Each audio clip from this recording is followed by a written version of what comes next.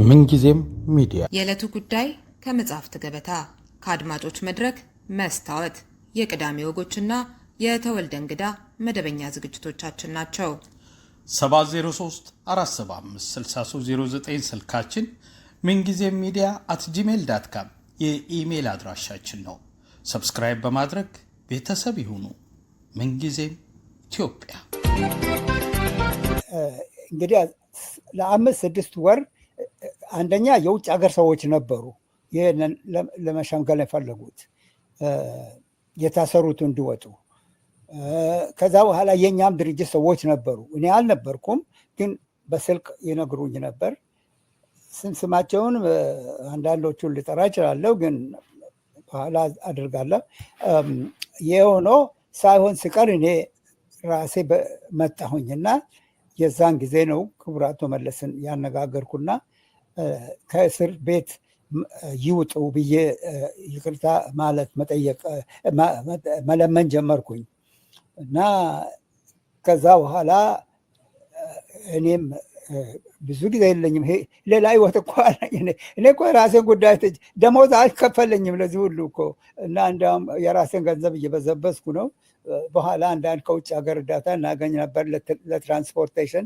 አንድ ጊዜ ኃይሌ ገብረስላሴ ከፈለልኝ ቲኬቱን እና ወደዚህ ተመለስኩ። ስራም ደግሞ ነበረኝ እዚህ፣ እሱን ልተው አልችልም።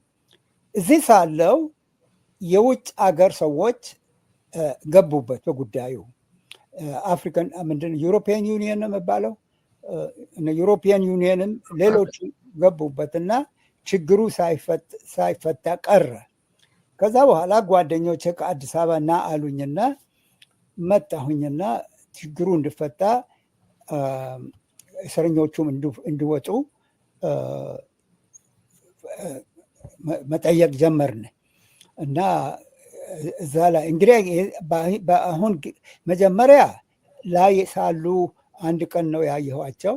አሁን ግን ታች ነው ያሉት። ቃሊቲ የሚባል ቦታ ነው መሰለኝ። ቃሊቲ አይደለም የሚባለው ቃሊቲ። እዛ ስላሉ እንግዲህ እውነቱን ለመናገር ያህል ክቡር አቶ መለስ ቢሮ ሄድኩኝና ይሄ ሰው ማሰር ምንድን ነው ጥቅሙ? እኔ እኮ በግልጽ ነው የማነጋገራቸው እኮ እኔ ማን ጋር ላነጋግር? ማንን ላነጋግር? እሳቸው ነበሩ ፕሬዚደንት፣ እሳቸው ነበሩ እና ማን ልናነጋግር? አንዳንድ ሰዎች አንተ የአቶ መለስ ወዳጅ ነህ ይሉኛል። በጃንሆይም ጊዜ አንተ የጃንሆይ ወዳጅ ነው ብለው ሲሰድቡኝ ነበር። አንተ የጃንሆይ አክባሪ ነህ እያሉ ይሰድቡኝ ነበር። የዛን ጊዜ ሬቮሉሽነሪ የሆኑት ኢፒአርፒዎች እንደዚህ ነው አይደለም፣ የዚህ ኢትዮጵያን ስቱደንትስ ዩኒየን ከኔ ወርሰው ስሙን ለወጡት ዩኒየን ብለው እና የዛን ጊዜም ደግሞ እኔ አገሬን ስለምወድ ምን ላድርግ? ከማን ጋር ከምሰሶ ጋር ልነጋገር? ከማን ጋር ልነጋገር? አቶ መለስ ነበሩ ዋና ፕሬዚደንት እና እሳቸው ፕሮፌሰር ኤፍሬም ግን እንዳሉት ስድብ ልክ አይደለም እርሶን የሚያህል ሰው ቀርቶ ማንንም በእድሜ የሚሆን በምንም ነገርም ደግሞ እንትን ያለ ሰው በፍጹም መሳደብ አይገባም። በጣም የሚያሳፍርም ባህሪ ነው አያለውኝ ስድቦች። ግን ልዩነቶች አሁን እኔም ይሄ ስድቡ ልክ አለመሆኑ እንደተጠበቀ ሆኖ መወገዝ ያለበት ይሄ በስድብ ሀሳብን ለመግለጽ የመሞከር ሰውን በሀሳብ ሲለይ ወይም በተለያየ መንገድ ለማሸማቀቅ ስም ለመለጠፍ የሚሞከረው ነገር ልክ ያልሆነም እዚህ ያደረሰን ችግር ውስጥ አንዱ ነገራችን እንደሆነ አምናለሁኝ። ልዩነት ግን አለኝ በጣም እርሶ ከሚያራምዱት ሀሳብ ጋራ ወይም ማካሄድ ጋራ ምንድነው እሱ ወይም ደግሞ በሌላ አይነት መንገድ ልክ ባልሆነ መንገድ የሚገልጹት ሰዎች ስድቡን ተጸይፌ ግን የምጋራው አንዳንድን ሀሳብ ላንሳሎት። እኔም ለምሳሌ ልክ ነው ከመለስ ጋር መነጋገር አለቦት። እንደዚህ አይነት ነገር እየሰሩ ነው ወይ ለማቀራረብ ይሁን ለተለያዩ አላማዎች አንድን መሪ ካላናገሩ እንዴት አድርገው ስራ ሊሰሩ ይችላሉ? መነጋገሩ ምንም አይነት ችግር የለውም። ሲነጋገሩ ምንድነው የሚያደርጉት ነገር መነጋገሩ የሚፈጥረው የሚለው ነገር ግን ዋና ነገር ነው ብዬ አስባለሁ። ለምሳሌ ቅድም የጠቀስኩት አይነት ሽምግልና ሲባል ምንድነው አሁን ይሄ የሁለት ሰዎች የባልና ሚስት ወይ እንደዚህ አይነት ጠብ አንተም ተው አይደለም አይደለ? የእነሱ እንኳን ቢሆን እውነትን የማፈላለግ ነገር አለበት። አሁን ከቅንጅትና ከኢህአዴግ ጋር ከእነ አቶ መለስ ጋር በተያያዘ ደንበኛ የሆነ ቅድም እርሶ ካሉት እንኳን ሌላውን ነገር ብንቶ የአምባገነንነት መብታቸውን የተጠቀሙ ሰዎች መብታቸውን ተጠቅመው ለማደራጀት ለመጻፍ ለመናገር የሞከሩትን ሰዎች ፓርላማ ካልገባችሁ እንዲና እንዲህ ካልሆናችሁ የሚል አይነት ቅድመ ሁኔታ ለማሰር እና እንደፈለጉ ለመሆን ማውጣት ከዚህ የበለጠ አምባገነንነት የለም። ስለዚህ ታረቁ፣ ይቅርታ ጠይቃችሁ ውጡ። እንደዚህ አይነቱ ነገር በሚሆንበት ጊዜ አንደኛ ልክ ያልሆነ አምባገነን ስርዓት በሀገሪቷ ላይ ስላለ እሱን ለማስወገድ ወይንም ደግሞ ተጽዕኖ ፈጥሮ ለመቀየር ራሱንም ቢሆን እንዲስተካከል ለማድረግ የሚታገሉ ሰዎችን ትግላቸውን ማኮላሸት አይሆንም ወይ? ለምንድን ነው ይቅርታስ የሚጠየቀው? ለምሳሌ ይሄ የተለመደ የኢህአዴግ መንገድ ነው። እኔ እግዚአብሔር ረድቶኝ ይቅርታ አልጠይቅም ብዬ እስከ መጨረሻ ወጥቻለሁ። ግን እንደ እርስዎ ተመሳሳይ ነገር ሲያደርጉ ነበሩ እየመጡ ይቅርታ እንደጠየቅኩሽ ሲያደርጉ ምናምን ነው ብያቸው ነው እስከ መጨረሻ የወጣው። ለምንድን ነው ሰው ካለ ጥፋቱ ይቅርታ ጠይቆ አንድን አምባገነን እንዲወጣ ያንን መተባበር ሽምግልና ተደርጎ ሊታይ ይችላል ወይ? እሱን እስኪ። ጥሩ ጥያቄ ነው። አንደኛ ከእርሶ ጋር እስማማለሁ። በሌላ በኩል ግን ይቅርታ መጠየቅና መጠያየቅ በኢትዮጵያ ባህል የተከበረ ነገር ነው። የኛ አሰራር ግን ከመጀመሪያው ጀምሬ ልንገሮት እንግዲህ እንደታሰሩ በፊት እንዳልኮት ሄደን እንዲወጡ ሞከርን፣ ሳይሆን ቀረ ወደ ቃሊቲ ሄዱ። ከዛ በኋላ የውጭ ሀገር ሰዎች ገብተው እነሱ ምን እንደሚያደርጉ ይቅርታ ጠይቁ ይሁን አላቅም፣ ምን እንዳደረጉ የዩሮፒያን ዩኒየን ሁሉ ነበሩ፣ ምን እንዳደረጉ አላቅም። እና እኔ መጀመሪያ እንደመጣው የኔ ዓላማ ሰው እስር ቤት መቀመጥ አላምንበትም። እኔ እንዲያውም ለአቶ መለስ አንድ ያቀረብኩት ደብዳቤ አለ። እስር ቤቶቹን እንዝጋቸው፣ በድሮ ዘመን እስር ቤቶች አልነበሩም ብዬ እንዲያውም ለፈረንጆች ነግረው ነበር። ፕሮፌሰር ኤፍሬም እና እስር ቤቶቹ ይዘጉ የሚሉ ሰው ናቸው። እና መጀመሪያ እንግዲህ ሁለተኛ ደረጃው ላይ መጀመሪያ ማለት ነው እንደታሰሩ ቃሊቲ ሌሎች ሁሉ ሞከሩ። የአሜሪካን ኤምባሲም ነበሩ፣ ሌሎችም ሳይሆን ሲቀር የእናንተ ጉዳይ አልደለም ተባለ እና እኔ ደግሞ እንደ አጋጣሚ አሜሪካን ብኖር ኢትዮጵያዊ ነኝ። ፓስፖርቴንም አልቀየርኩም፣ እስከዛሬም አልቀየርኩም። እና ሄድኩና ፓስፖርቴን ይዤ ፈቅደውልኝ ቢሮቸው ሄድኩ እና ፓስፖርቴን አውጥቼ ይሁና እኔ እኮ የውጭ ሀገር ሰው አይደለሁም፣ ይሄ ጉዳይ ለውጭ ሀገር ሰዎች የእናንተ ጉዳይ አይደለም ብለዋል፣ ለእኔ ግን ኢትዮጵያዊ ነኝና ስላቸው ተቀበሉኝ። ሲቀበሉኝ ሄጄ ላነጋግራቸው አልኩ፣ ፈቀዱልኝ። እና መጀመሪያ ቀን ሄጄ ሳነጋግራቸው እነ ፕሮፌሰር መስፍን እነ አቶ ኃይሉ ሸውል ፕሮፌሰር መስፍን አይደሉ? ፕሮፌሰር መስፍን፣ ዶክተር ብርሃኑ ሁሉን ተራ በተራ አነጋገርኩና እኔ ደግሞ ዲፕሎማት ነኝ። ዲፕሎማት ስለሆንኩ ሄድኩና ለሳቸው እነሱማ ተከራከሩኝ። ይልቁንስ ለአቶ መለስ ምንድን ነው ያልኩት? አይ በጣም አዝነዋል፣ እዛ መቀመጣቸው ዋጋ የለውም፣ ስለዚህ ምን አለበት ብወጡ ብዬ ነገርኳቸው። እነሱ ያሉትን ማለት ነው። ዲፕሎማት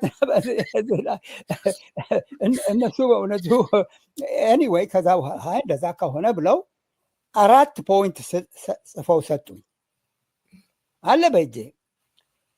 አንደኛ ፖይንት እነሱ ባጠፉት ይቅርታ ይጠይቁ። ሁለተኛ ፖይንት እኛ ደግሞ ባጠፋ ነው ወይም ፖሊስ ባደረገው ጥፋት ካለ እሱንም ደግሞ እንመረምራለን። ሶስተኛ የኢትዮጵያን ችግር የምፈታው በሰላም ብቻ ብለው ይፈርሙ። 4 ፖይንቶች ናቸው።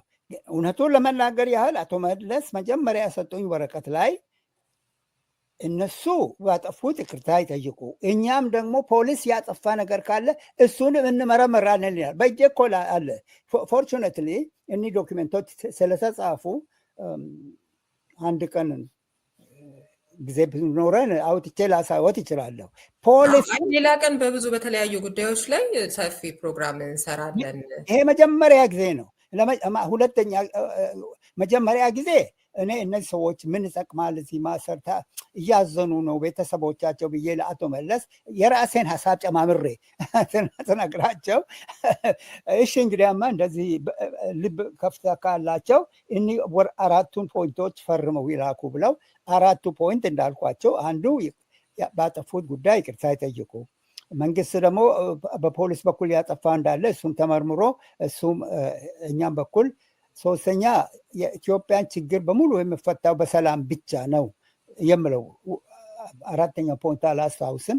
በቃ እነዚህ ይዤ ሄድኩኝ። ደስ አላቸው በእውነቱ በአንድ በኩል ደስ አላቸው። ምክንያቱም እኩል በኩል ነው ወረቀቱ የተጻፈው። በመንግስት በኩል ፖሊስ ይመረመራል፣ በእናንተ በኩል ደግሞ እንደዚህ አድርጉ የሚል ነው እና ተራ በተራ አነጋገርኳቸው። ደስ አላቸው። እንዲያውም የዛን ጊዜ እኮ በጥሩ መንፈስ ነው ተቀበሉኝ እና ከዛ በኋላ ምንድን ነው እስቲ እንግዲህ ለማስታወስ ሞክራለሁ። ይሄ ብዙ ጊዜ ነው እና እሱን ከመፈረም አዳዲስ ሀሳብ ጨመሩ እና በዚህን ጊዜ 1-2 ከኔ ጋር የሚሰሩ ነበሩ። ማን ነበር?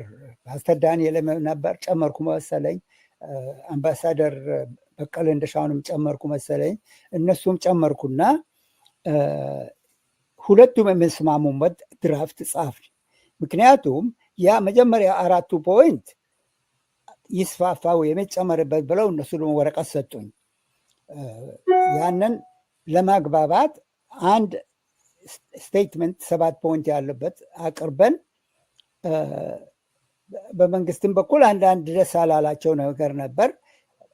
በእነሱም በኩል እነሱ ያቀረቡትን ነበር ያቀረብነው። ይህም ክርክር ፈጠረ። ክርክር ሲፈጥር እኔ ወደ አሜሪካ ተመለስኩ። ምክንያቱም እኔ እኮ ሪሊ ብዙ ሰው የማያውቅልኝ አገሬ ጉዳይ ኢትዮጵያን ከልጅነቴም ስለመከታተል በአስተማሪ ማህበር፣ በፊደል ሰራዊት፣ አሁን ደግሞ በሰላም ጉዳይ ብዬ ነው እንጂ ምንም የምጠቀምበት ነገር አልነበረም። ኤኒዌይ ተመልሼ ስመጣ እንደገና ሄጄ እነሱ መንግስት ከሰጠኝ 4 ፖይንት ነበር፣ የእነሱ 7 ፖይንት ነበር። ይህንን ሁለቱን ለማሟማት ጓደኞቼ ተሰብስበን አንበሳ በቀለ፣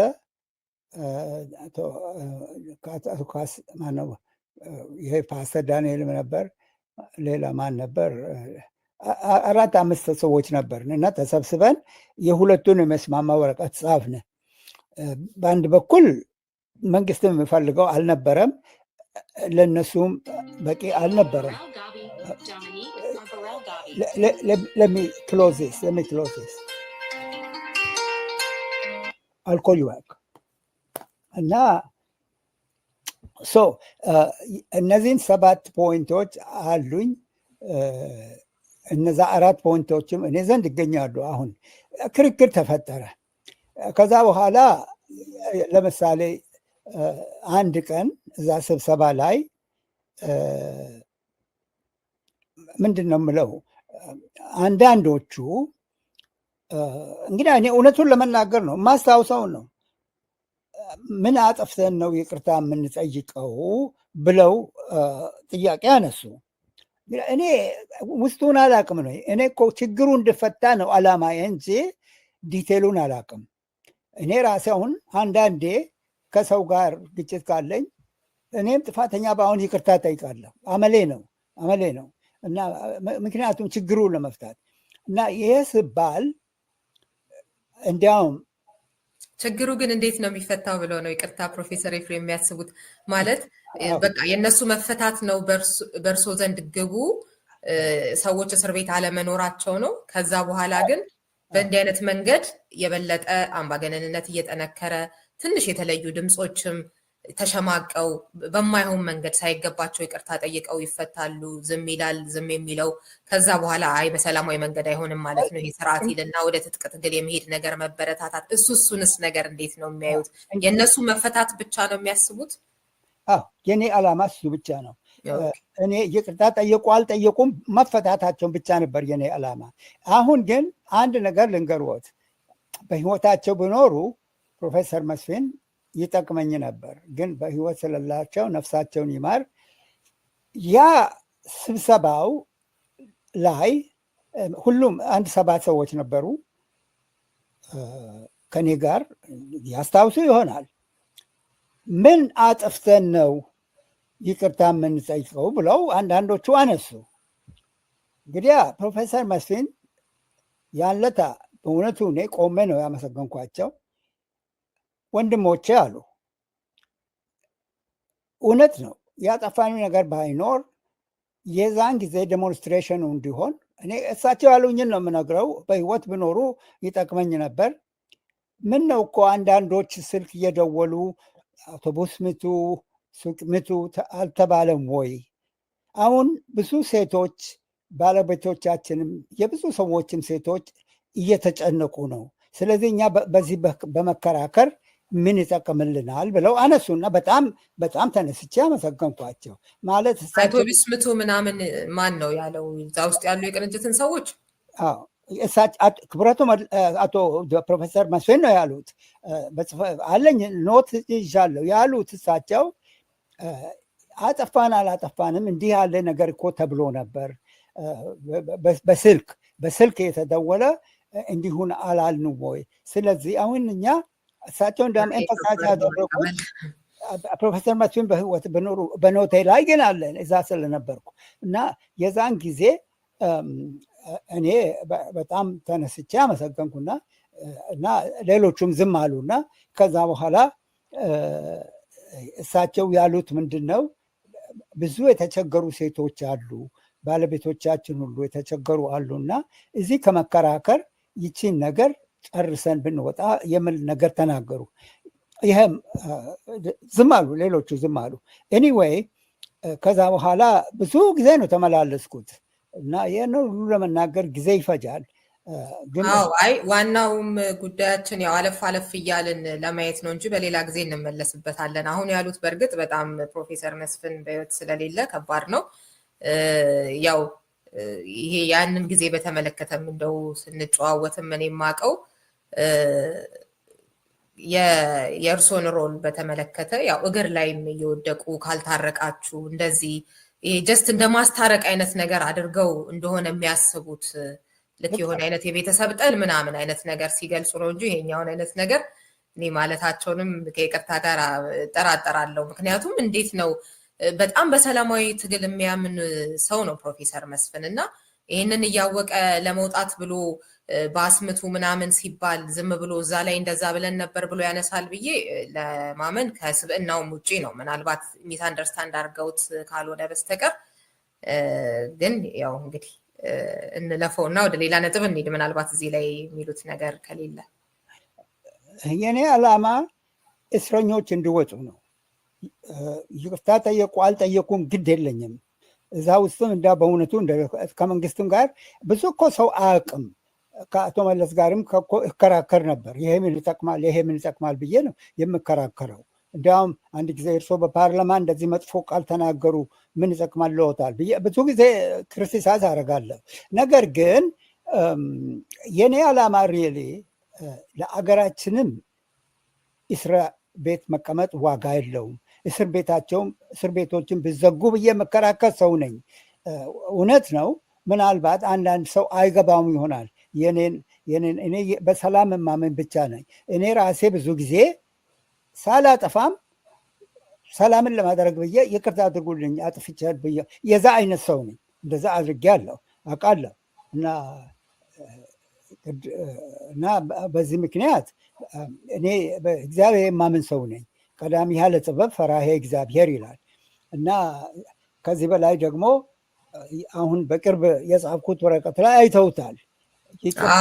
ወደ እሱ ደግሞ እንምጣና ያው ወደዚህ ለመምጣት ቀደም ብሎም እርስዎ ስለ ሽምግልና ምን ያስባሉ፣ ስለ ሰላም ምን ያስባሉ የሚለውን ከዚህ ቀደምም የነበረውን በርካታ በእርስዎ ላይ የሚነሱም ጉዳዮች ስላሉ አንድ ነገር ልጨምርልዎት። አሁን ለምሳሌ በኦሮሞ ባህል እናቴ ኦሮሞ ናቸው።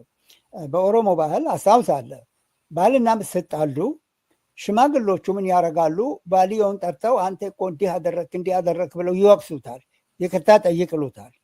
እሺ ይላል። ወደ ሴትዮዋም ወደ ሚስቱም ሄደው አንቺ እንዲህ አደረግሽ ይቅርታ ጠይቅ ይላሉ። እሺ ትላለች። ከዛ በኋላ ሁለቱን ያገጣጥማሉ። ሲያገጣጥሙ ሁለቱም ይሽቀዳደማሉ። ይቅር እንባል ተባብለው ሁለቱም አጥፍተናል ብለው ይቅርታ ይጠይቃሉ። እኔ እኮ የዛን ጊዜ በመንግስትም በኩል ፖሊስ ልኮ ሰዎችን መግደል አልስማማም፣ ወቅሳለሁ። ልክ አይደለም። ሁሉንም በኃይል ማድረግ በኃይል አምኜ አላቅም። እኔ ራሴ አሁን ቤቴ እንኳን ጠበንጃ የለም፣ በጠበንጃም አላምንም። ጠበንጃ ወርውሩ ነው ሰው። ስለዚህ በኦሮሞ ባህል ግን እኔ የማስታውሰው ባልየውንም ሚስቱንም አጥፍተናል ብለው ያግባቧቸውና ሁለቱም እሺ ለማለት ሲወገዱ ይቅር ይባባላሉ። ከዚህም በላይ የኛ አገር ባህል እኮ መዓት ብዙ ብዙ ብዙ ብዙ ብዙ ታሪክ አለበት እና አሁን ለምሳሌ በትግራይ አገር አንድ የተነገረኝን ወሬ ነው የምነግርዎት። አንዲት ሴትዮ ከባልየዋ ጋር ተጣልታ ተፋቱ። ስትፋታ እርጉዝ ነበረች። ከዛ በኋላ ሌላ ሰው አገባች እና ያ ሰውዬ ያገባት ህፃኑ ሲወለድ የኔ ልጅ አይደለምና አንቺ እንድታጠቢ አልፈልግም፣ የምታጠባ ሴት እንቅጠር አለ።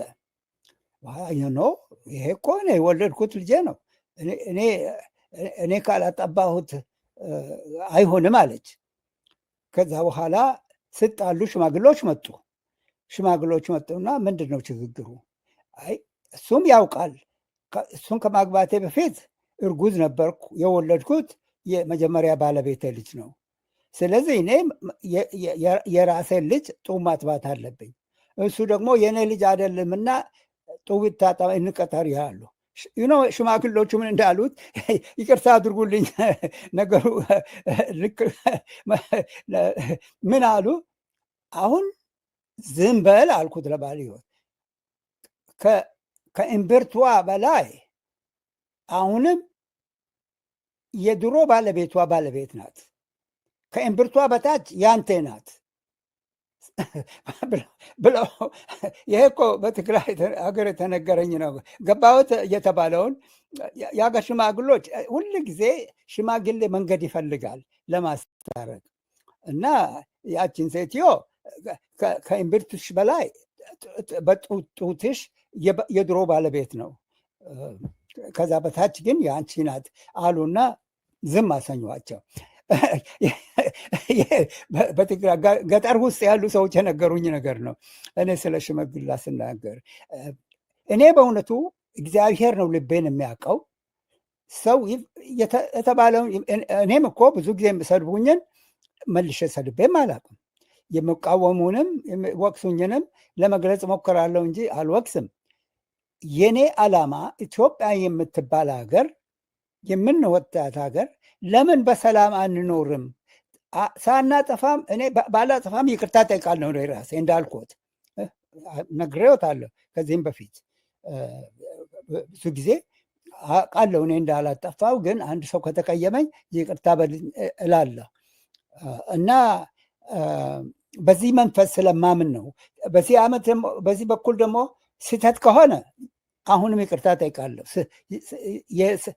ስህተት ነው ከተባለ ይቅርታ ጠይቃለሁ። ምክንያቱም በእኔ በኩል እግዚአብሔር የምፈልገው ሰላም፣ እግዚአብሔር የምፈልገው ፍቅር፣ እግዚአብሔር የምፈልገው ለድሃ ሕዝብ ሰርተን አሁን አገራችን የኔ ዋና ችግር ረሃብ፣ በሽታ እና ረሃብ በሽታና መሀይምነት የኔ ጠላቶች እነሱ ናቸው። እነዚህን ጠላቶችን ለማስወገድ መላው ኢትዮጵያ መስማማት አለበት። ያጠፋውም ያላጠፋውም ይቅር ተባብሎ ተስማምቶ መኖር አለበት። ይሄ ደግሞ ባህላችን ነው ባህላችን ነው። አሁን ለምሳሌ ወይ ግድ የለም መቀጠል አያስፈልገኝም። ሰው ባያውቅልኝ እኔ ደስ የምለኝ እንቅልፍ የምዘኝ በእውነቱ እግዚአብሔር ያውቅልኛልና እኔ እግዚአብሔር ሰው ነኝ። ስህተት እሰራለሁ። ሁሉም የምሳሳት ሰው ይሳሳት፣ የማይሳሳት እግዚአብሔር ብቻ ነው። ግን በቅን ልቤ በሙሉ ልቤ እኔ እስረኞች እንዲፈቱ ሰላም እንዲኖር ነው እንጂ ዓላማዬ በዚህ ሆነ በዛ ሆነ በዚህ። ግን አንድ ነገር ደግሞ ልንገርዎት፣ ወደኋላ እንመለስና ስለ ሽምግልናው እንዲያውም መጀመሪያ ቅድም ያልኩት ነገር እነሱ የሰጡኝ 4 ፖይንት በእነሱ ደግሞ 7 ፖይንት ይህንን ከተነጋገርን በኋላ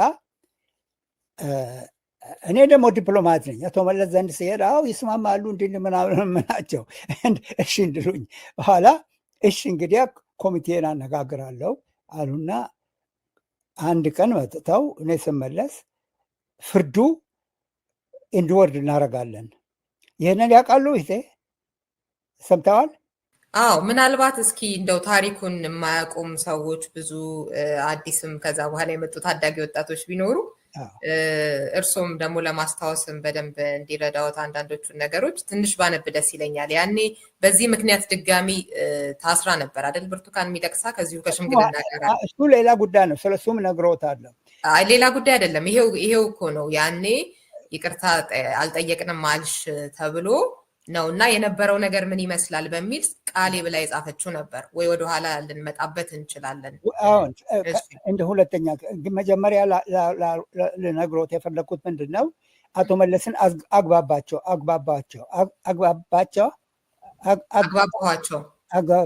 ምን ብዬ ፍርዱ ይውረድ፣ ፍርዱ እነሱ ይቅርታ ይጠይቁ ተባለ፣ ግን ፍርዱ ይውረድ አልኩና አንድ ሁለተኛ ጊዜ ስመጣ አይ መቼም ምናልባት የኔ ድርጅት እሺ አልም ይሆናል፣ እሺ ፍርዱ እንዲሰረዝ እናደርጋለን፣ የኔን አተርኒ ጀነራል ነግረዋለሁ፣ ነገር ግን እነሱ ያችን የወረቀቱን ይጠይቁ ብለው ነገሩኝ። ደስ አለኝ። እኔ ለምንድን ነው ደስ አለኝ? ፍርዱ ቢቀየር ቢወድቅ ብቀር ፓርላማ ሄደው በሰላም ሊኖሩ ይችላሉ። ምንም ችግር አልነበረባቸውም። በኋላ እነሱ ወንድሞቼ ደግሞ እስር ቤት ያሉት ጀመሩ ይሄ እንዲህ ሲሉ፣ ከዛ በኋላ አቶ መለስ ራሳቸው ምን ይሉኛል? ሁለተኛ ተመልሼ ስመጣ እርሶ የሚሉት ፍርዱ ይቀየስ የሚሉትን አስቤበታለሁ፣ የኔን አተርኒ ጀነራል ልነግረው እችላለሁ፣ ግን እስቲ ማህበሬ ልጠይቅ አሉ። እና ሁለተኛ ስመጣ አሁንም እየተከራከርኩ ነው። 1-2-3 ሰዎች ቀርተዋል የማይስማሙ። አይ ዴሞክራሲ ከሆነ አልኩ ለክቡር አቶ መለስ ማጆሪቲው ፍርዱ ይፍረድ ብሎ ከእርሶ ጋር ከተስማመ ምን አለበት? አይ ሁሉም እንዲስማማ ነው የምፈልገው፣ በኋላ ችግር አልፈልግም፣ ሁሉም እንዲስማማ ጊዜ ስጠኝ አሉ። ሰጠውና 2 ሳምንት ቆይቼ ስመጣ ደስ በል ተስማሙ፣ ፍርዱ እንዲወርድ ተባለ። እና ያ ፍርዱ እንዲወርድ ማለት ፍርድ ቤት ሳይሄዱ እኮ ነው የመጀመሪያ። እና ብነግራቸው ያው በዛ በቴክስቱ ላይ የይቅርታው ቴክስት ላይ ችግር ተፈጠረና እኔም ሰለቸኝና ስራ እኮ አለኝ አሜሪካ እና ተመለስኩኝ። እዚህ ስመለስ ጥቂት እንደቆየው እስር ቤት ያሉ ሰዎች ምን ነው ጠፋ ይሉሃል። ምን ላድርግ እኔ እዚህ ላይ ደረስን፣ ፍርዱ ይቀነሳል፣ ይወገዳል ተብለዋል። እና በኋላ እንደ አጋጣሚ ኬንያ ስዊድኖች አንድ ስብሰባ ነበር ስለ ሰላም ጋብዘውኝ፣ ኬንያ ነበርኩ፣ በማርች ወር ነው። እና እዛ ሳለው ይደውልልኛል ከአዲስ አበባ ተደውሎ ፍርድ ቤት ተጠሩ አሉ። ደነገጥኩ። ፍርድ ቤት ተጠሩ ሲባል ደነገጥኩ። እና ስዊድኖቹን አሜሪካ መመለሻ ትኬት ነበረኝ፣ ይቅርታ አድርጉልኝ ብዬ እነሱም ተስማሙና በአዲስ አበባ መጣሁኝ። እሳቸው ዘንድ ሄድኩ። ፕሮፌሰር ኤፍሬም እርሶ ገፋፍተውኝ ፍርዱን እንዲያስቀር ለአተርኒ ጀነራል ነግሬ ነበረ። ነገር ግን እነሱ ደግሞ ስለ ይቅርታው አልተቀበሉም። አሁን ግን ከእጄ ወጥተዋል። ፍርድ ቤት ነው ያለው። አተርኒ ጀነራልን የኔ አተርኒ ጀነራል ስለሆነ አውርድ ማለት ይችላለሁ። ዳኛው ግን የኔ ዳኛ አይደለም፣ የመንግስት ዳኛ ነው። እንግዲያ ምን ላድርግ? አዘንኩ፣ በጣም አዘንኩ። በኋላ እንግዲያ ያ በዳኛው እጅ ያለው ዳኛውን ከጨረሰ በኋላ ወደ እኔ ይመለሳል። የዛን ጊዜ ተመልሰው ይመጡ አሉ። ይህንን ያመጣሁበት ምክንያቱ ምንድን ነው? በመጀመሪያ እንዳምን አቶ መለስን ያስጓባቸው ፍርዱ ይውረድ አይደለም ይሰረዝ፣ ፍርዱ ይሰረዝ ብለው ተስማሙ። አተርኒ ጀነራል እክላለሁ። ይህንን ሁሉ በጽፈት አለ እና ነገር ግን እዛ ላይ ስለ ይቅርታው ስንከራከር ፍርድ ቤት ቀረቡ። ፍርድ ቤት ደግሞ እኔ አልገባበትም አሉኝ አቶ መለስ። ከዛ በኋላ ፍርድ ቤቱ እንዳለቀ ና አሉኝ። ከዛ በኋላ ነው ተመልሼ የመጨረሻውን ያደረግነው። እና ስለ ክብርት እህታችን ወይዘሮ ብርቱካን ደግሞ የጠየቁኝን ልንገሮት። አይ ጥያቄ ሳይሆን እዛ ላይ የአሁኑን ሂደት ረጅም ጊዜ ስለሆነ ማስታወስ ዲቴይሉን ሲሉ ያኔ እሷ ድጋሚ የታሰረችበት ምክንያት ከዚሁ ጋር የተያያዘ ስለሆነ በአጭሩ ዲቴይሉን ጽፋ ነበር ቃሌ በሚል እና እሱን ለአንብበው ለማስታወስም ለሌሎችም እንዲረዳ። የሽምግልናው መሰረታዊ መንፈስ ሁለቱንም የሚያግባባ ስምምነት አምጥቶና የእርቅን መንፈስ ፈጥሮ የፖለቲካ ሂደቱን ለማስቀጠል ነበር። ይህም በመሆኑ ነው ሂደቱ በርካታ ወራትን ሊወስድ የቻለው። በዚህም ውስጥ ምርጫ 1997 ዓ.ም ተከትሎ የተፈጠረውን ችግር በተመለከተ የሀገር ሽማግሌዎች አንዱን አጥፊ አንዱን ንጹህ በማድረግ ሳይሆን እያንዳንዱ ወገን በወቅቱ ለተፈጠረው ችግር ህዝቡን ይቅርታ ጠይቆና እርስ በርሱም ተጠያይቆ በመሰረታዊ ጉዳዮችም ያለውን የፖለቲካዊ አመለካከት ቁርጠኝነትን አረጋግጦ በእርቅ መንፈስ ወደፊት በጋራ ለመቀጠል በሚል ዓላማ ዙሪያ የሚያጠነጥኑ ናቸው ያሏቸውን ነጥቦች ለሁለቱም ወገኖች ሲያቀርቡ ሀሳባችንን ሲያለዋውጡና በተቻለ መጠን ለማለዘብ ሲሞክሩ ቆይተዋል። ከዚህ የተነሳ በመንግስት ፈቃደኝነት ብቻ ሳይሆን በእኛም ተሳትፎ ጭምር በሀገር ሽማግሌዎች ሲደረግ የነበረው ሽምግልና ሁለቱም ወገኖች ሰጥተውና ተቀብለው የሚያመጡት ማስማሚያ ሀሳብ በመድረስ ላይ ያተኮረ ነበር። በሂደቱ መንግስትም ለህገ መንግስታዊ ስርዓት ያለውን ታማኝነት እንደገና እንደሚያረጋግጥና ከ1997 ዓ.ም ምርጫ ጋር በተያያዘ በተፈጠረው ችግር ጉዳት የደረሰባቸው ዜጎች እና ቤተሰቦችን ለመካስ ተስማምቶ የነበረ ቢሆንም ውይይቱ እየቀጠለ ሲሄድና የፍርድ ቤቱ ክርክር ወደ ብይን በሚቃረብበት ወቅት በሽማግሌዎች አስተባባሪ አማካኝነት አንድ አሳዛኝ ሁኔታ ተነገረን። ይኸውም ሌላኛው ወገን እኛ ታሳሪዎች ከህዝብና ከመንግስት ይቅርታ ከምንጠይቅበት ነጥብ ውጪ በተለይም መንግስትን የሚመለከቱ የወጡት ነጥቦች ላይ መስማማት አይፈልግም የሚል ነበር። ይሁን እንጂ በዚህ ደረጃ የውይይቱ አቅጣጫ የተመሰረተበት የእርቅ መንፈስ አልተቀየረም ነበር። ስለሆነም ሽማግሌዎቹ ሌሎች የመግባቢያ ሀሳቦችን ወደ ኋላ የተተወ ቢሆንም በሀገራችን ባህል ይቅር በመባባል መንፈስ የተቃኘውን ያንን ሰነድ ብንፈርም ጉዳዩ ባለበት ደረጃ እንደሚቆም ፋይሉም እንደሚዘጋ ገልጸው ሽምግልናውን ገፉበት። ቃል በቃል በመግለጽም ጠቅላይ ሚኒስትሩ ይህ ሰነድ ከተፈረመ የስራ አስፈጻሚ ስልጣኔን ተጠቅሜ ክሱ እንዲቋረጥ አደርጋለሁ እንዳሉ አረጋገጡልን። ከዚህ ጋር በተያያዘም በሀገሪቱ ውስጥ ከቅንጅት ጉዳይ ጋር በተያያዘ የታሰሩ እስረኞች በሙሉ ያለምንም ቅድመ ሁኔታ እንደሚፈቱ፣ በመንግስትና በቀድሞ ቅንጅት መሪዎች መካከልም የፖለቲካ ውይይት በቀጥታ እንደሚጀመር፣ የፓርቲው መሪዎች ያለምንም ገደብ የፓርቲውን ስራ እንደሚቀጥሉ ስምምነት ላይ ተደርሶ ነበር። በተጨማሪም ይህ ሰነድ በማንኛውም መንገድ ለምንም አይነት የፕሮፓጋንዳ ጥቅም በሁለቱም ወገኖች እንደማይውልና ሰነዱም የሚፈረመው ለሽማግሌዎች እንደሆነ ሽማግሌዎችም በዚያ ላይ ተመስርተው የራሳቸውን ደብዳቤ ለጠቅላይ ሚኒስትሩ እንደሚጽፉ በሽማግሌዎች የተረጋገጠ መሆኑ ታሳቢ ሆኖ ሰነዱ ተፈርሟል። በእርግጥ በዚህ ሰነድ ላይ እኔም እንደ አንድ ታሳሪ መፈረሜን ክጄ አላውቅም። በሽማግሌዎቹም የእርቅ መግባቢያ መንፈስ መሰረት በፖለቲካ የተቀሰቀሰውን ክስ ፖለቲካዊ እልባት ለመስጠት በማሰብ ለእርቅ ስል ከሌሎች የፓርቲው መሪዎች ጋር ተስማምቼ ሰኔ 11 ቀን 1999 በተጻፈው ሰነድ በሽማግሌዎች አማካኝነት መንግስትና ህዝብን ይቅርታ ጠይቄያለሁ። ይህ ብፈልግም ልለውጠው የማልችለው ሀቅ ነው። ከዚህ ስምምነት በኋላ ይጠበቅ የነበረው ጠቅላይ ሚኒስትሩ ለሽማግሌዎቹ አረጋግጠው በሰጡት ቃል መሰረት የክሱ መቋረጥና የፋይሉ መዘጋት ቢሆንም ሂደቱ ሌላ አዲስ መልክ ያዘ። ጠቅላይ ሚኒስትሩ የሚመሩት የአቃቤ ህግ መስሪያ ቤት ክሱን ሳያቋርጥ ቀረ። ይልቁንም ተከሳሾቹ እድሜ ልክ ቅጣታችንን ተቀበልን። ከዚህ በኋላ እንግዲህ ታሪኩ በእኛ ስምምነት ሳይሆን በጠቅላይ ሚኒስትሩ ፍቃድ የተቃኘ ነው። ጉዳዩን ብሎ የሀገሪቱ ፕሬዝዳንት ለታሳሪዎች በሰጡት ይቅርታ እኛ ከእስር በመፈታታችን ተገባደደ። እንግዲህ እንዲህ ያለ የተዥጎረጎረ መልክ ያለውን ውስብስብ ሂደት በመደበኛው የህግ ይቅርታ አቀራረብ ስነ ስርዓት እንደቀረበም በዛውም አግባብ እንደተደመደመ ጉዳይ ብቻ ለማየት መሞከር አንድም ራስን ማሞኘት ነው፣ ሌላም አለማወቅ። አንድ ተከሳሽ በህጉ መሰረት የይቅርታ ጥያቄ ማቅረብ ያለበት ለጠቅላይ ሚኒስትሩ ሳይሆን ለይቅርታ ቦርድ ነው። በእኛ ጉዳይ ለሀገር ሽማግሌዎች የፈረምነውን ሰነድ ለይቅርታ ቦርድ ያቀረቡት ጠቅላይ ሚኒስትሩ ናቸው። እንደዚህ እያለች ትቀጥላለች እና ሁኔታውንም በዛው ለማስታወስ ነው። ማን ነው ይህንን የጻፈው? ብርቱካን ይቅርታ ያንን አስተባቢ ወይም ደግሞ እስር ቤት በተባለች ጊዜ ይህ ሙሉ በሙሉ አንዳንዱ እውነት ነው፣ አንዳንዱ ልክ አይደለም። ውስጡን አያውቁትም ይሆናል። እንግዲያ ያኔ እርስዎ ልክ ነው አልክ አይደለም ይሄን ጉዳይ ብለው አያውቁም እስካሁን ድረስ አይደል? ይሄን በአደባባይ የጻፈችው በደንብ በብዙ ሚዲያዎች ኖ እንግዲህ አንድ ነገር ልንገርዎት። መጀመሪያ የተጻፈው ልክ እነሱ እንዳሉት በመንግስት በኩል እንዲወርድ ነው። መጨረሻ ያ ደብዳቤ ለክቡራቱ መለስ ጻፈና ረቡዕ ሰጠኋቸው። ሰኞ ይወጣሉ ተባለ። ሰኞ ይወጣሉ ተባለና በኋላ እሳቸው ደግሞ እንግዲህ ይፍረዱባቸው ከፈለጉ። የእሳቸው ዋና ፕሮብሌም ሁል ጊዜ ኮሚቴ ካልተስማማ ይላሉ። አሁን አንዳንድ መሪዎች እንደ ዲክቴተር ናቸው፣ ራሴ እቀጥላለሁ ይላሉ።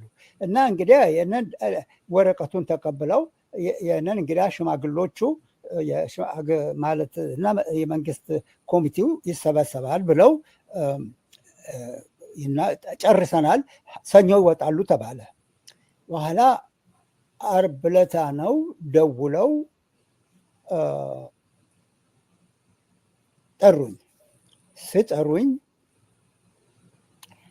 ምን አሉኝ? በጣም ትናንትና ማታ አላስተኙኝም፣ ኮሚቴ አላስተኛኝም። ይሄ እንደዚህ እኮ በቀላል የሚያልቅ ነገር አይደለም። ወረቀቱ እንዲያውም ለፕሬዚደንቱ ነው የምጻፈው፣ ለአንተም አይደለም፣ ለሌላም ሽማግሌም አይደለም እና ብለው ወረዱብኝ። እኔ እሳቸው ያሉኝን ነው የምነግረዎት። ከኔ ጋር የነበሩ አቶ ገብረትንሳኤ ይኖራሉ። አሁን ይህንን ለመሰክሩ ይችላሉ። ኦልሞስት እንባቸው እስክወርድ ድረስ እኔ ለእርሶ ቃል የገባሁት። ገብረትንሳኤ ማን ናቸው? ይቅርታ፣ የእሳቸው ዋና ጸሐፊ የነበሩት እና እሳቸውም ነበሩ። በኋላ ሰኞ ይወጣሉ የተባለውን ኮሚቴው እንዲህ አለኝ። ስለዚህ እርሶ ሰኞ ጠዋት ወደ እስር ቤት ሄደው ክቡር አቶ ኃይሉ ሸውልና አቶ ብርሃኑን ሁለቱን ጠርተዋቸው ቃል እንደገባኋቸው ትወጣላችሁ። ነገር ግን በጣም የማዝነው ይሄ የተጻፈውን ወረቀት ለፕሬዚደንቱ መጻፍ አለበትና ኦፊሻሊ መሆን አለበት፣ ይሄ እንደዚህ አይደለም ብለው ተከራከሩኝና እንቅልፍ አሳጡኝ ትናንትና ማታ አሉኝ። እኔም አዘንኩ። ምክንያቱም ሰኞ ልወጡ ነበር። ሄድና አቶ ብርሃኑንና አቶ ዶክተር ብርሃኑንና አቶ ኃይሉ ሸውልን አነጋግራሉኝ። በኋላ ሰኞ ጠዋት እዛ እስር ቤት ሄጄ ሁለቱንም አግኝቼ እንደዚህ አሉኝ ስላቸው አዘኑ። እኔም አዘንኩ ከነሱ የበለጠ። ባይዘወይ ያለታ አቶ መለስ ነፍሳቸውን ይማር እንደዚህ ስሉኝ ከቢሮቸው እንደወጣው ይሄ የእሳቸው ተከታታይ ዋና ጸሐፊ የነበሩት ቅድም የጠራኳቸው ሮጠው ከኔ በኋላ መጡ እና እንግዲህ እኔ እውነቱን ነው የምነግራቸው፣ የምሸሸገው ነገር የለም። ፕሮፌሰር ኤፍሬም እርስዎ እኮ አንድ ነገር አያውቁም አሉ። አሁን ታጋዮች ነን፣ አንተ እንደዚህ ማድረግ አትችልም ብለው አቶ መለስ ላይ መጫነጫኑ ሰዎች አሉ እና እርስዎ ይህንን ጉዳይ አያውቁም። ስለዚህ አሁን ከዛ ሲወጡ በጣም እያዘኑ እንደወጡ አውቃለሁ።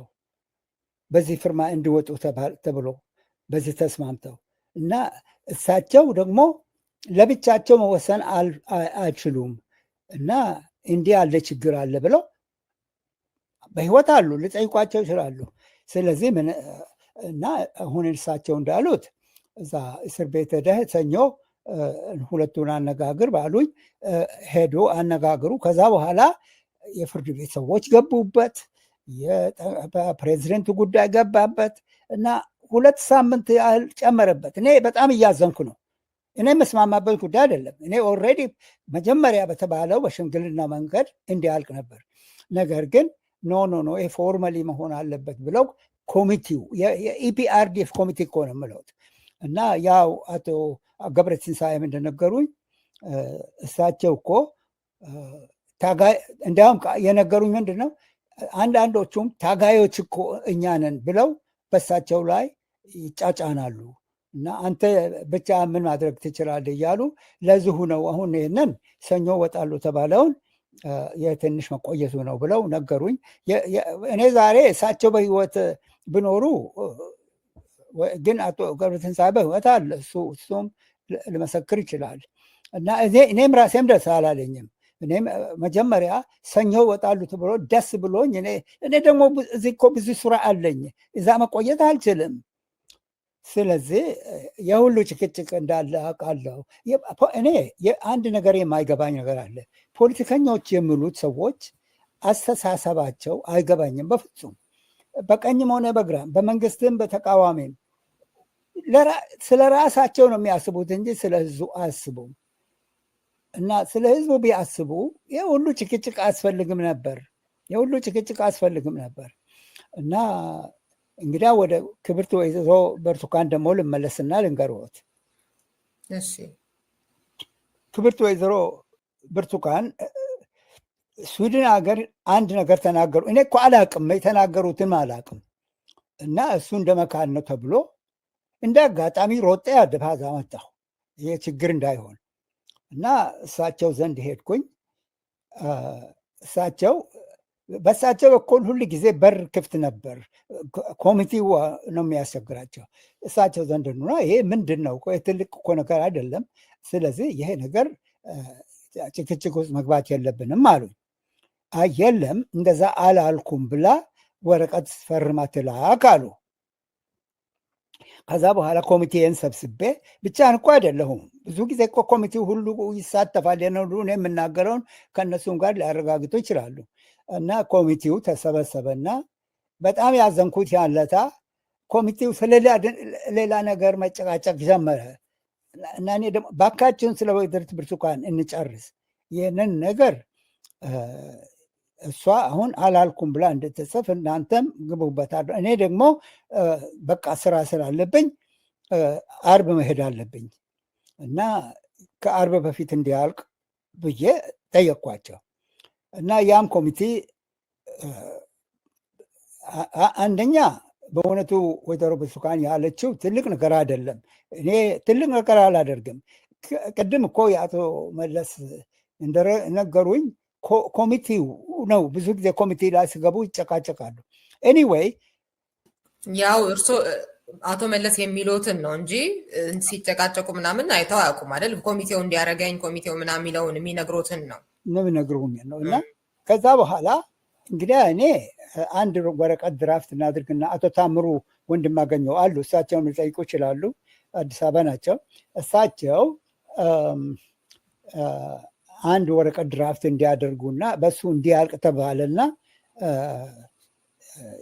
የኔ የተናገርኩት ስህተት ነው ማለት ወይም አውት ኦፍ ኮንቴክስት ተወስዶ ነው የሚል አንድ ጽፋ እንድታቀርብ ነው። እና እኔ ደግሞ መመለስ ስለነበረብኝ አርብ ተመለስኩ። በኋላ ሌሎቹ እንዲከተሉ ፓስተር ዳንኤልም ነበሩ፣ እነሱ እንዲከታተሉ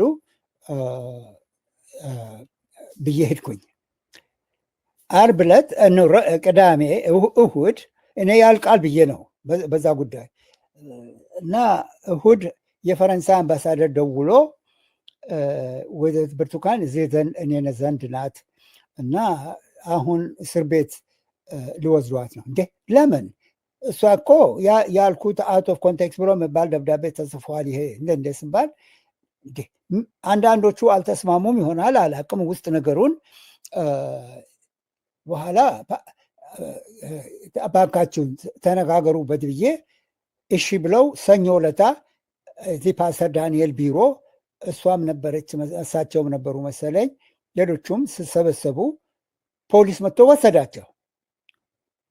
እኔ ተነገረኝን ነው፣ ይህን እኔ አልነበርኩም እዛ። ምን ነው እኮ የተጻፈ እኮ ነገር አለ። የሚስ አንደርስታንዲንግ ነው በስዊድን የተባለው የሚባል ነገር አይ በደንብ አልተጻፈም ተብሎ ነው። እንግዲህ ያው እንደነገርኩት አቶ መለስ የሚወስዱትን ለኮሚቴ ሲያቀርቡ እነሱ ደግሞ ይከራከራሉ። ታሰረ እና በኋላ እኔ ኢሚዲየትሊ አቶ መለስ እባክዎን ልጅ አላት እና ምን ይጠቅማል? አይ ኮሚቴው የምለው የመጀመሪያ ወረቀት ላይ ይቅርታ አልጠየቅንም ብለን ከካን እንመለሳለን ወደ እስር ቤት ነው የምለው፣ ምንም ማድረግ አልችልም አሉ። ሲጀምር ያው የስዊድኑ ንግግሯ ይሄንን ማብራራትና የእናንተ እንትን መፍጠር ተጽዕኖ መፍጠር እንዴት አድርጎ ተፈታን የሚለውን ያብራራችበት ነው። ልክ አሁን በጽሁፉ እንዳደረገችው ያንን ነው የገለጸችው። እና ኤኒዌይ ከዛ በኋላ ይሄ እንግዳ የወሰዷት ከፓስተር ዳንኤል ቢሮ ይህንን እነሱ ምን እንደሚያደርጉ አላውቅም። ተደወለልኝ። አሁን እሷ እዚህ ናት እና ፖሊሶች መጥተው እየወሰደዋት ነው። ፕሮፌሰር መስፍንን በሰደፍ መጥተው ምናምን እንደዛ ነበር ሲወስዱ። በጣም የሚያሳዝነው እኔም እኮ ራሴ አልስማማም እኮ ከና እኔ ኢንትረስት የለኝም በዚህ ጉዳይ። ኤኒዌይ ምንድን ነው ብዬ ደወልኩ። አይ ያው እንደተባለው ነው ካዴች እና ተባለ። ኮሚቴው እንደዛ አለ። ባኮም ብዬ ደብዳቤ ጻፍኩ። አንድ ሳምንት በኋላ ደብዳቤው ላይ እንደገና አንተው ራሴ የምታውቀው እኮ ነው መጀመሪያ ወረቀት ላይ ይቅርታ መጠየቃችን ካካድ እንመለሳለን የምለው ነው። ኧረ እባክዎን ይሄ ነገር ይስተካከል ብዬ በየሳምንቱ መጻፍ ጀመርኩ። ምንም ኮሚቴው እሺ አላለኝም እያሉ ይመልሱልኛል። እና አንድ ቀን 3 ላይ ተነስቼ ክቡር አቶ መለስ አልኩ፣ አሁን እኔ እንቅልፍ አጥቻለሁ። ወይዘሪት ብርቱካን እናቷ ሽማግሌ ናቸው፣ ህፃን አላት። እዚህ ከምትንገላተት በጣም አዝናለሁ። እርሷ ምሉት ኮሚቴው እምቢ ብለዋል። ይህንን እኔ እኮ እንቅልፍ አጥቻለሁ። ጠዋት ደብዳቤ ጻፉልኝ አለኝ በኢሜይል። ፕሮፌሰር ኤፍሬም እኛ ባደረግነው ጉዳይ እርሶ እንደዚህ በመጨነቆ እንቅልፍ በማጣቶ በጣም አዝኛለሁ። ይምጡ። አሁን ይሄ እኮ ብዙ ጊዜ ከለመንኩ በኋላ ነው። 4ኛ 5ኛ 6 ሁሉ ጊዜ እምቢ አሉኝ። ያለታ ግን እኔ እንቅልፍ አጥቼ እና ጠዋት ደውለው ራሳቸው እንቅልፍ በማጣቶ በጣም አዝናለሁ በእኔ ምክንያት፣ እኛ ባደረግነው ምክንያት ይምጡ አሉ። አመጣሁ። ከዛ በኋላ እሺ እንግዲያ እኔ በእውነቱ እንዲህ ያለ ችግር አለ፣ ኮሚቴው መስማማም፣ ግን ሄደው ያነጋግሯት አሉ። ያለታ ወይዘሮ ብርቱካን ልትነግሮት ትችላለች። እኔንም እኮ የማምኑ ሰዎች ነበሩ እዛ። እሷ ጋር ለመነጋገር ሲቀመጥ ውጭ ተቀመጡ አሉና ፖሊስ ከበቡን። ይህንን ወይዘሪት ብርቱካን ሊጠይቁ ይችላሉ። ለምንድን ነው እሷን አይነት ስንነጋገር ፖሊስ የሚቀበል? ምን ላደርግ ስለመጣሁ ነው? ብዙ እኮ በመንግስት በኩል ሁሉ ጊዜ የሚያስቸግረኝ አርቀው አይመለከቱም። እኔ እንዲያውም እንግዲህ እኔ የምናገረውን ለመከታተል ነው። ለምንድን ነው በፊት ብዙ ጊዜ ኢፒአርዲኤፎችን ሳነጋር ያው እንደዛ ነው። በነገራችን ላይ እርስዎ ከሄዱበት ዓላማ አንጻር መክበባቸው ነው የሚገርመው እንጂ ያው ሌላ ጊዜ የሚያደርጉትን ነው ያደረጉት። ግን እርስዎ ከሄዱበት ዓላማ አንጻር ደግሞ ያው ጊዜ ሊሰጥ ይገባ ነበረ እርስዎን እና ያው እንዳውም ውጭ ተቀምጠን ወይዘሪት ብርቱካን ልትነግረው ትችላል። ፖሊስ ከበሙኝ። ለምንድን ነው የምከበውን? ምን ለማጠፋ? እኔ ከአቶ መለስ አስፈግቼ ነው መጣሁት። በጣም እስከ ዛሬ ድረስ አልረሳሁም። እኔም ራሴም በጣም ምክንያቱም ምን አድርጌ ነው? ለምን ጉዳይ ነው ይሄ የምደረገው? በኋላ ምን ላድርግ? በደንብ ማነጋገር አልቻልኩም።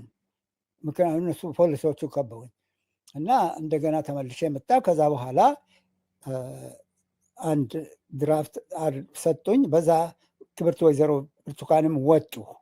ግን እኔ ብዙ ያህል እኮ ምን ያህል ብዙ ጊዜ እንደተጨነኩ ብዙ ሰው አያውቅልኝም። አሁን ሌላ ነገር እንዲያውም ልንገርዎት፣ ወደፊት የሚቀጥል ጉዳይ ነው። ለምሳሌ እኔ ኦሮሞዎችንም ለማስታረቅ ብዙ ታገል ነበር አይደለም።